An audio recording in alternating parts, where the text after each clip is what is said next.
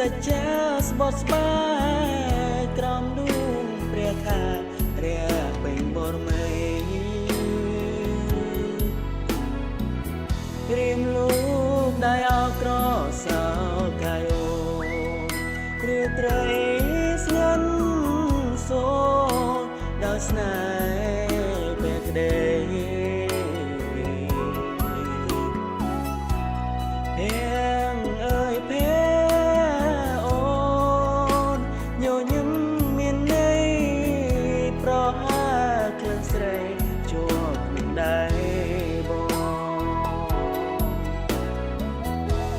រា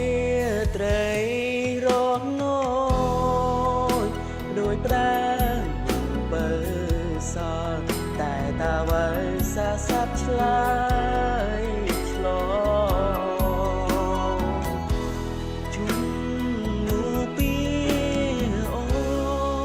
នដែលធ្លាប់សាសងនៅបានដំបងមួយស្ទឹងសង្កាសូមផ្ដាំតាមទឹកញ៉ានឹងតាមខ្យល់ឲ្យឆោមនេះមកវើរងជាស្នេហ៍ដោ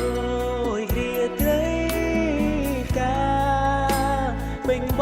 រមីខែនេះស្ទឹងសង្កែក្រុងបាត់ដំ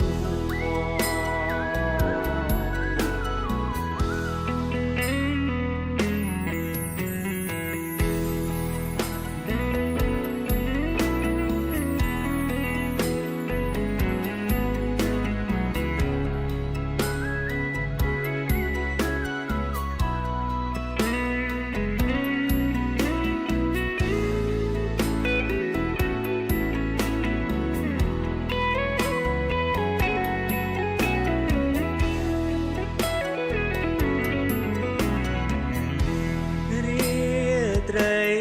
រស់នោចដូចផ្ដាំបើសាតែតាវើសាសាប់ឆ្លើយឆ្លងជុំនូពីអូនដែលធ្លាប់សាសងនៅបាន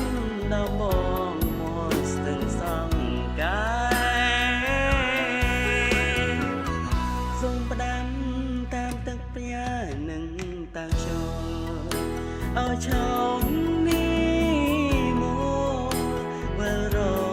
ងជាស្នេហ៍ដូចគ្រាត្រីកាពេញបរមីខែនេះស្ទឹងសង្កែក្រុងបាត់ដំបង